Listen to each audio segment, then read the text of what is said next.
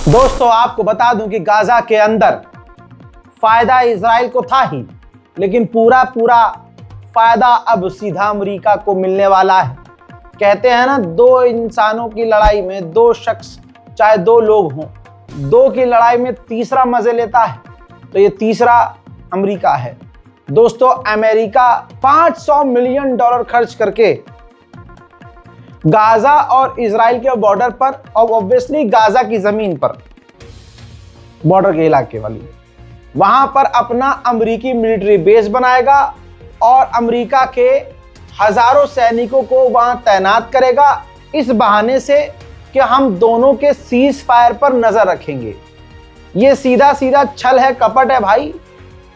एक जगह जब अमेरिका की फौज घुसती है तो फिर वहां से वापस नहीं निकलती।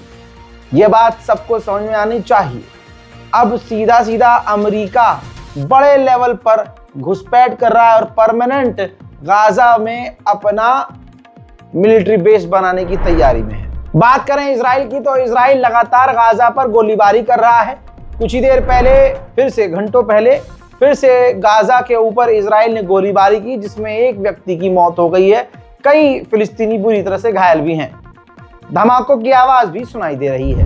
गाजा के अंदर जो सबसे बड़ा खतरा है वो ये है, ये देखिए, अनएक्सप्लोडेड मिसाइल्स। ऐसी बहुत सारी मिसाइल्स, बहुत सारे बम हैं जो गाजा के अंदर सही और सालिम पड़े हुए हैं, फटे नहीं हैं, लेकिन कभी भी फट सकते हैं। दोस्तों मेटा यानी फेसबुक अब खुलकर सामने आ गया है इजराइल के समर्थन में। आपके सामने मेटा की एक चीफ हैं, मेटा की एक सीनियर ऑफिशियल हैं, फेसबुक में काम करने वाली। ये देखिए, इन्होंने अब खुल्लम खुल्ला कहा है कि मैं मेटा के साथ काम कर रही हूँ, मेटा के लिए काम कर रही हूँ, मैं इजराइल में भी रह के आई हूँ, मैंने पहले इजराइल के साथ काम किया और अब मेटा के साथ काम कर रही हूँ, और मेटा में इसलिए काम कर रही हूँ जो फेसबुक पर मेटा पर, यानी जो नफरत यहूदियों के खिलाफ, इजराइल के खिलाफ फैल रही है, उसको रोक रही हूँ, उसको रोकने का काम कर रही हूँ। तो दोस्तों फेसबुक पर आप जो चिंगाड़ कर फिलिस्तीन की बातें लिखते हैं, आप कितनी भी कोशिश कर लीजिए, फेसबुक पर आपकी आवाज फिलिस्तीन के लिए, बल्कि यूं कहूं हक के लिए बुलंद नहीं की जाएगी, बल्कि दबा दी जाएगी। दूसरी तरफ वेस्टर्न ऑफिशियल्स ने भी वार्निंग दे दी है। ये रही रॉयटर्स की रिपोर्ट, जिसके अंदर साफ जो वेस्टर्न ऑफिशियल्स हैं उन्होंने जनता जताई है, डर जताया है कि गाजा के दो टुकड़े हो सकते हैं, एक टुकड़ा इजराइल के कंट्रोल में और एक छोटा सा टुकड़ा हमास के कंट्रोल में। दोस्तों यासिर अबू शबाब को आप जानते हैं तो जान लीजिए, स्क्रीन पर मौजूद ये शख्स यासिर अबू शबाब है। ये फिलिस्तीनी गद्दार ग्रुप है जिसको इजराइल ने हथियार दिया है, प्रोटेक्शन दिया है, और इसने हमास के लोगों को और आम लोगों को इजराइल की तरफ से एक तरफा कत्ल किया, सबको कत्ल किया। यासिर अबू शबाब ये गाजा के उस हिस्से में है जो हिस्सा इजराइल के कंट्रोल में है। शॉकिंग खबर सुनिए, डोनाल्ड ट्रंप का जो दामाद है, जब वो इजराइल गया तो वो गाजा के बॉर्डर पर गया, तो बॉर्डर पर इस गद्दार ग्रुप यासिर अबू शबाब से उसने स्पेशली मुलाकात की। तो इसका मतलब यह है कि गाजा फिलिस्तीन का जो गद्दार फिलिस्तीनी ग्रुप है वो इजराइल और अमेरिका के प्लान पर काम कर रहा है। आप समझ रहे हैं? इस तरह से अमेरिका किसी भी संगठन, किसी भी देश, किसी भी सरकार को तोड़ने का काम करता है। वहीं 200 जो गाजा के अंदर इजराइली वाले इलाके में, इजराइल के कंट्रोल वाले गाजा में टनल्स में जो 200 हमास के लड़ाके फंसे हुए हैं, ट्रंप बार बार कह रहे थे नेतन्याहू से कि यार जाने दो, छोड़ दो, बात खत्म करो, डील करो, बात खराब मत करो। तो अब वही पैगाम लेकर डोनाल्ड ट्रंप के दामाद जब नेतन्याहू से मिले और मनाया, तो नेतन्याहू राजी हो गया कि वो 200 हमास के टनल्स में फंसे हैं उनको जाने देंगे, लेकिन एक शर्त पे, वो फिलिस्तीन गाजा में नहीं रहेंगे, बल्कि वो गाजा और फिलिस्तीन से वापस कहीं और किसी तीसरे देश, दूसरे देश चले जाएंगे। उधर WHO ने साफ सीधी बात कही है कि 16,000 से ज्यादा पेशेंट इस वक्त इंतजार कर रहे हैं कि विदेश जाने का मौका मिले और वो अपना इलाज करवा सके। उधर UNRWA ने ऑफिशियली स्टेटमेंट जारी किया है कि 5000 से ज्यादा ह्यूमैनिटेरियन एड मदद के ट्रक्स को इजराइल गाजा के अंदर जाने नहीं दे रहा है। उधर दोस्तों इजराइल ने गाजा की औरतों के साथ क्या क्या जुल्म किए हैं मैं बोल नहीं सकता, बीप लगानी पड़ती है मुझे बार बार।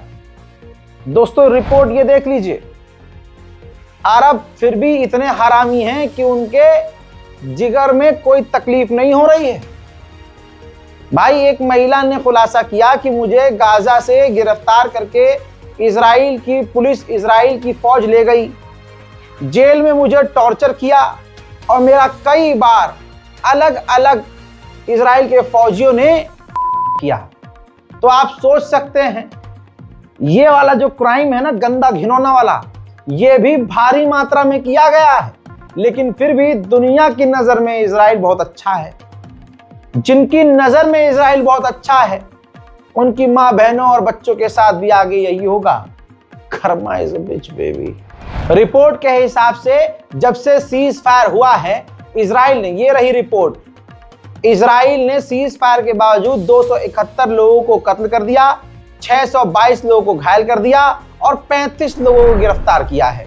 वहीं Israeli film maker news channel पर खुल्लम खुल्ला बोल रहा है कि गाजा में कोई इनोसेंट नहीं है, सबको गोली मारनी चाहिए। अब अगर कोई सुअर की औलाद होगा वही इजराइल के एक्टर और एक्ट्रेस की फिल्म देखेगा, अगर कोई पड़ोस की औलाद होगा तभी वो इजराइल की फिल्में देखेगा।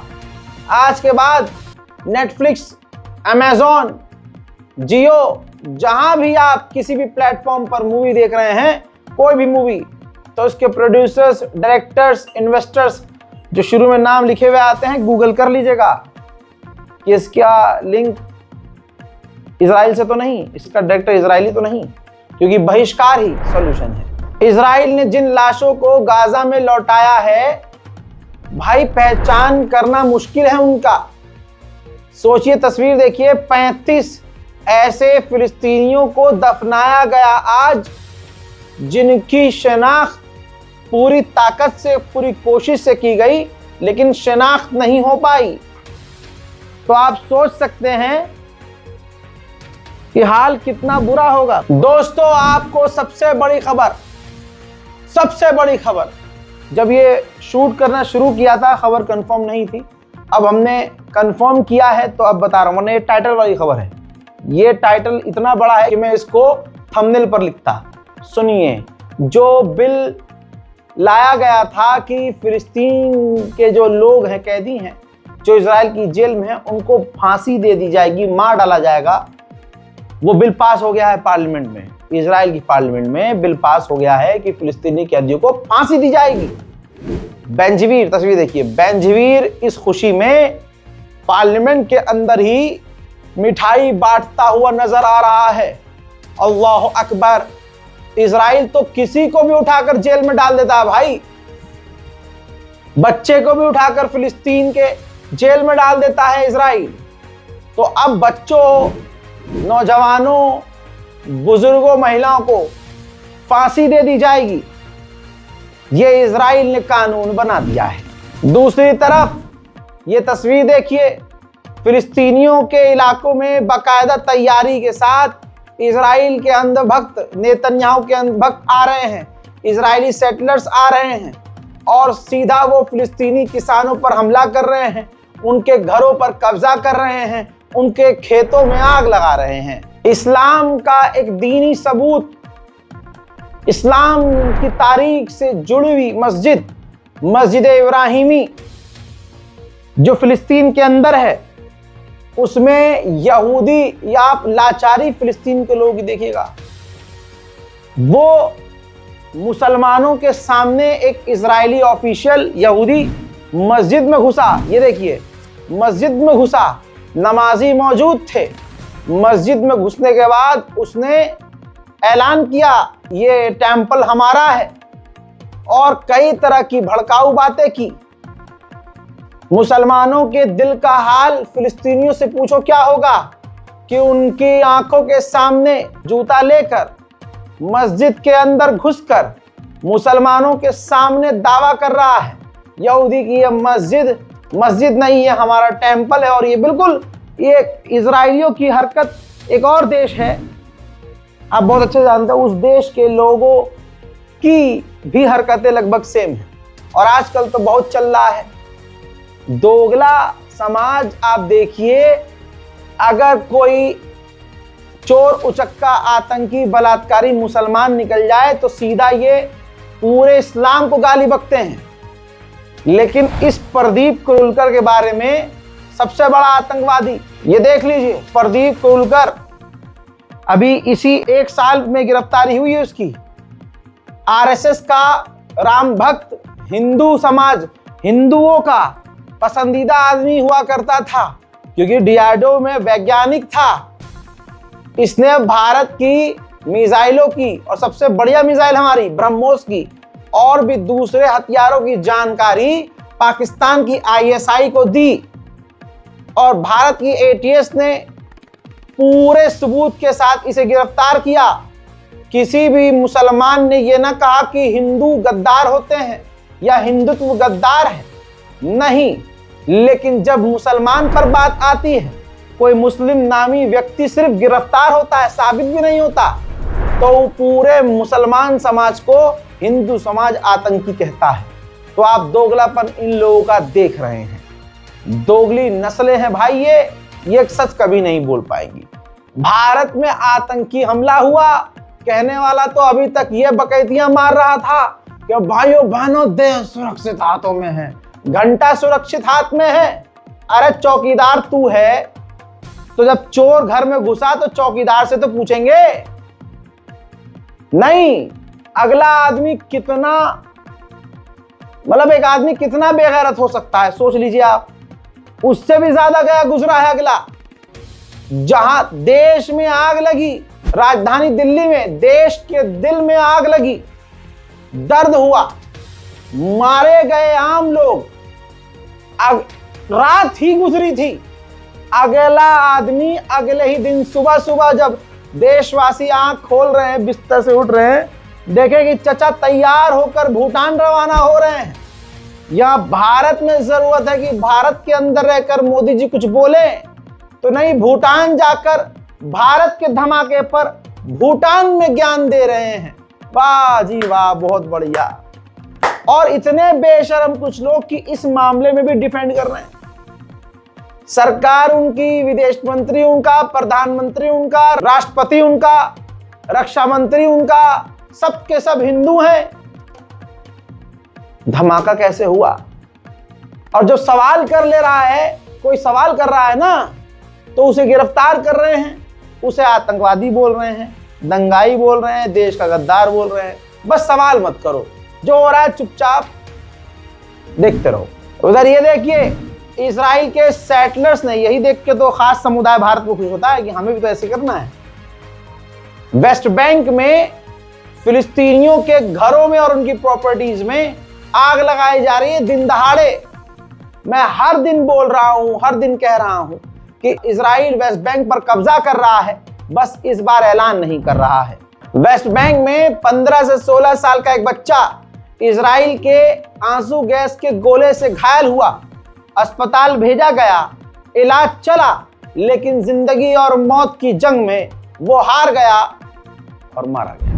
आप सोच नहीं सकते फिलिस्तीन के वेस्ट बैंक में हो क्या रहा है। इजराइल की सेना और इजराइल के खास लोग जो सेटलर हैं, आम लोग आते हैं, फिलिस्तीनियों के घरों पर हमला करते हैं, सीधा गोली चलाते हैं, घरों में आग लगाते हैं। कितना बर्दाश्त करेंगे? आप भी सोचेंगे चलो अब जो होगा देखा जाएगा। ऐसे ही 11-12 महीने के बाद एक 15 साल के एक छोटे से बच्चे को, फिलिस्तीनी बच्चे को 11 महीने बाद जेल से रिहा किया। इल्जाम इस पर यह था कि जो सेटलर्स थे इजरायली, उनके ऊपर इस बच्चे ने पत्थर फेंका था। यानी सेटलर्स आपका घर जला सकते हैं, सेटलर्स आपको गोली मार सकते हैं, आपके माँ बाप को पीट सकते हैं, खेत में आपके आग लगा सकते हैं, और अगर आपका बच्चा छोटा सा पत्थर उड़ाकर मार दे बचाव के लिए, तो 11 महीने के लिए इस छोटे से बच्चे को इजराइल जेल में सड़ाता है। दोस्तों फिलहाल के इस अपडेट में इतना ही। इस रिपोर्ट को शेयर करना मत भूलिएगा। चैनल को सब्सक्राइब कीजिए ताकि दुनिया की तमाम बड़ी खबर आपको मिलती रहे। जय हिंद।